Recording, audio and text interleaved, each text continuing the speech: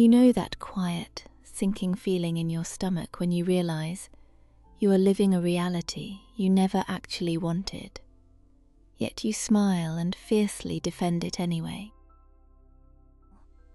You are not losing your mind, you are just exhausted from protecting a lie.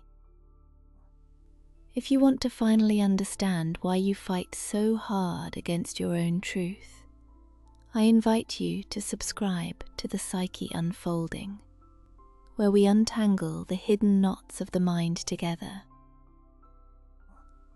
Let us talk about that heavy, invisible weight you carry around every single day.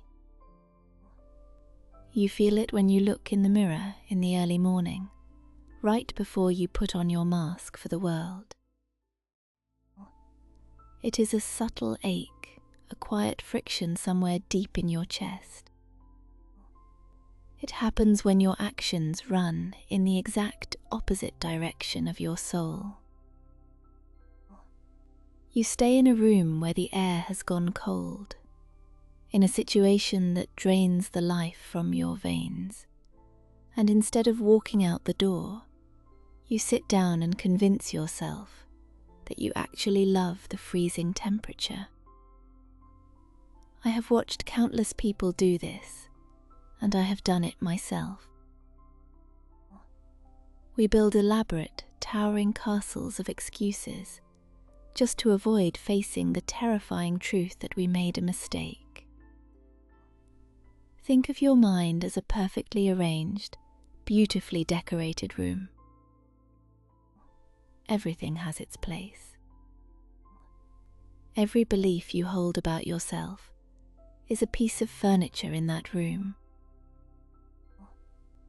You believe you are smart, you believe you are kind, you believe you make good choices. But then a wild, stray bird flies through the open window. This bird is a truth that contradicts everything you have set up. It is the sudden realization that the person you love is hurting you, or the path you chose is a dead end. Instead of opening the door and letting the truth exist, you spend all your energy chasing the bird, trying to kill it, trying to pretend it never flew in. This chaotic, desperate chase is what tears you apart from the inside. It is like walking down a long, dusty road with a sharp stone inside your shoe. At first it is just a minor annoyance. You adjust your step, you shift your weight, you try to walk differently to avoid the pressure. After 10 kilometers, your foot is bleeding, your leg is cramping, and your entire body is in pure agony. But instead of simply stopping, taking off the shoe, and removing the stone, you tell yourself that walking with a limp builds character. You tell yourself that everyone else has a stone in their shoe too, and that suffering is just the normal price of walking. You tell yourself that you actually prefer the pain, because without it, you would not know you were alive at all. This is the tragic comedy of our internal world. We will bend our own reality until it completely snaps, just to avoid saying 3 simple words. I was wrong. The anxiety you feel late at night, that relentless pounding in your chest when the room goes completely quiet, is not a mysterious illness. It is the sound of your own mind, working overtime, burning through its precious fuel, desperately trying to keep the lies glued together. It takes a massive, unbearable amount of energy to hold a contradiction in your head. It is like holding 2 repelling magnets together with your bare hands. You can force them to touch for a while, but eventually, Your muscles will shake, your joints will ache, and your exhausted hands will inevitably give out. I want you to look closely at the things you defend the most aggressively in your life. The louder you scream to defend a choice, the more likely it is that you are actually trying to convince yourself, not the people around you. When you are truly at peace with a decision, you do not need to raise your voice. You do not need to write long, desperate explanations or argue until your throat is sore. Peace is incredibly quiet. It is only the lie that demands a megaphone. You find yourself constantly justifying why you are treated poorly. You say things to your friends like, "He is just stressed," or "The situation is not that bad," or "I am probably too demanding anyway." You are negotiating against yourself, slowly trading away vibrant pieces of your soul to keep a fading illusion alive. And every single time you do this, a tiny invisible fracture appears in your foundation. You are betraying your own eyes, your own ears, your own physical senses. You feel the cold knot in your stomach when they walk into the room, but you force your mouth to stretch into a smile. You feel the heavy dread when you wake up to go to that place, but you force yourself to say you are grateful. This constant splitting of yourself creates a profound, hollow sense of loneliness. Because even if you are surrounded by 100 people who love you, no one is actually with you, because you are not even with yourself. You have abandoned your own post. But why do we do this? Why do we subject ourselves to this quiet daily torture? I need you to listen to me very carefully right now. You do not do this because you are weak. You do not do this because you are broken, or stupid, or permanently flawed. You do this because your mind is brilliantly, fiercely designed to protect your sense of self at absolutely all costs. Your identity is like a delicate, intricate glass sculpture. If you admit that you invested 5 years, or 10 years, or 20 years into a lie, the glass shatters. The mind perceives this shattering as a literal, physical threat to your survival. It steps in like a desperate, loyal bodyguard, throwing itself directly in front of the bullet of truth. It creates a thick grey fog to blur your vision, so you do not have to look at the terrifying wreckage of your choices. This internal friction, this desperate, primal need for consistency, is the single most powerful force in human psychology. When your actions and your deepest beliefs are at war, the tension becomes a physical poison. Since you cannot easily go back in time and undo your actions, the only thing you can change in the present moment is your belief. So you rewrite the story. You become the tragic author of your own fictional life. If you suffer terribly for something, your mind instantly, automatically decides that the thing must be incredibly valuable. Why else would you endure such pain? If you paid an impossibly high price for a terrible experience, you will quickly convince yourself it was a profound learning opportunity. You are balancing an invisible ledger. Imagine you are a tired accountant, sitting alone in a dusty, dimly lit room, frantically erasing numbers and writing in fake profits to hide the devastating fact that the business is completely bankrupt.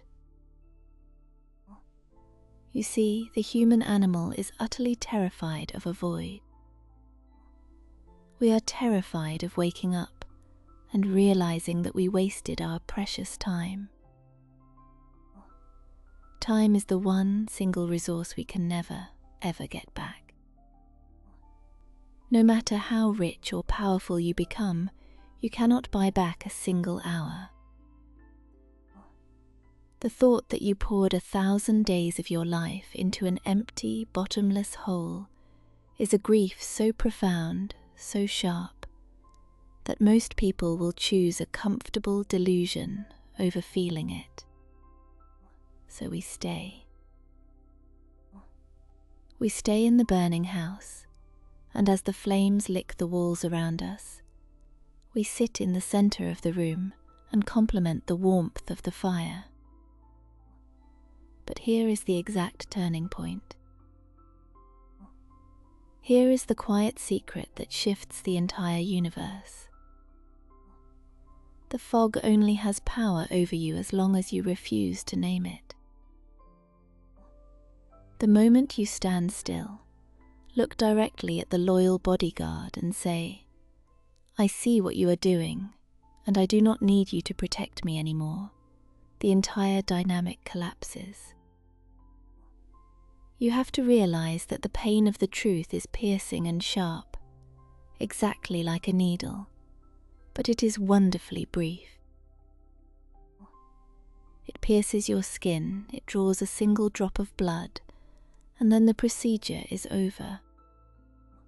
The healing can begin. But the pain of the lie is dull, heavy, and endless. It is a slow, insidious poison that secretly seeps into your drinking water day after day. Which pain are you going to choose for your future? The sharp, momentary sting of waking up, or the endless, breathless suffocation of staying asleep? Imagine a heavy rusted metal armor that you have been wearing tightly strapped to your chest since you were a child. It is dented from 1,000 battles, it is freezing cold against your skin, and it weighs 50 kilograms. You have worn it for so many long years that you genuinely believe it is your own skin. You drag it around everywhere you go. It makes every single step a monumental effort. It makes breathing a daily struggle, and it completely stops you from feeling the gentle wind on your bare arms. Now, imagine simply reaching up to your shoulders, unbuckling the leather straps, and letting that massive, heavy metal crash loudly to the ground. Imagine the sudden rush of cool air against your chest. That exact feeling of weightlessness is what it feels like to finally, truly stop defending the lie. You are allowed to change your mind. I want you to close your eyes and let those words wash over your exhausted spirit. You are allowed to be completely, spectacularly, foolishly wrong. There is a bizarre, breathtaking freedom in standing alone amidst the smoking ruins of your own mistakes and simply saying out loud, "Yes, I built this, and yes, it is entirely falling apart." The sky will not fall on your head. The earth will not open up and swallow you whole. In fact, for the first time in years, the fresh air will rush into the very bottom of your lungs, and you will take a full, deep, life-giving breath.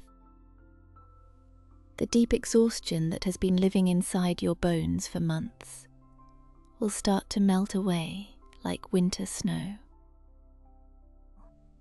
All that massive, wasted, Energy you spent holding the repelling magnets together, all that precious fuel you burned keeping the fake ledger balanced in the dark room, is suddenly and beautifully returned to you. When you finally align your daily actions with your actual, undeniable truth, the world goes quiet in the most beautiful way imaginable. You no longer have to frantically remember which version of the fake story you told to which person. You no longer have to constantly scan the room for incoming threats. You become like a vast, clear, undisturbed mountain lake. The water becomes perfectly still, reflecting the vast blue sky exactly as it is, without a single ripple of distortion.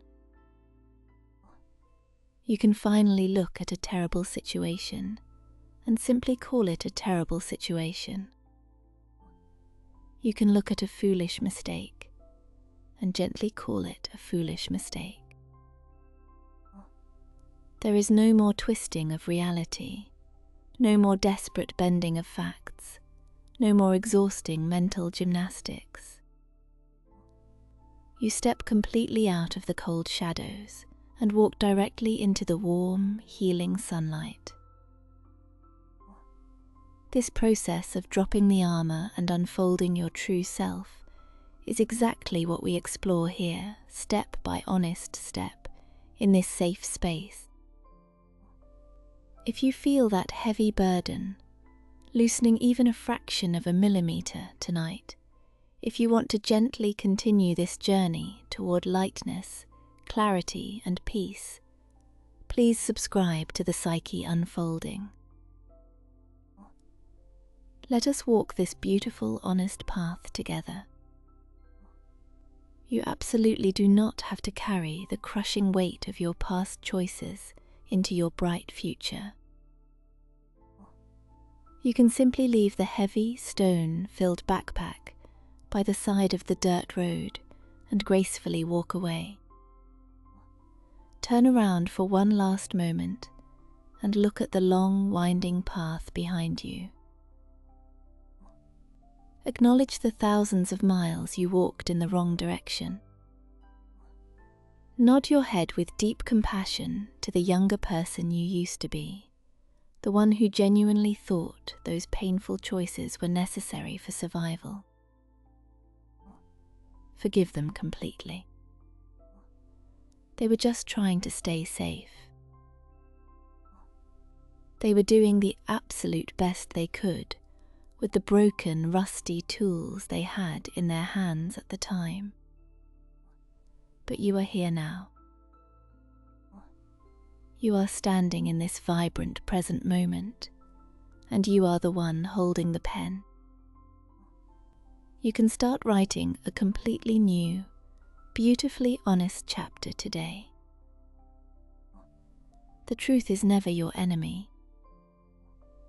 The truth is the gentle, nourishing rain that washes the thick, suffocating layers of dust off your green leaves, allowing you to finally drink in the golden light and grow tall. Rest your tired mind now. Let all the exhausting contradictions fall quietly to the floor. The invisible war inside your head is finally over because you have bravely surrendered to the truth.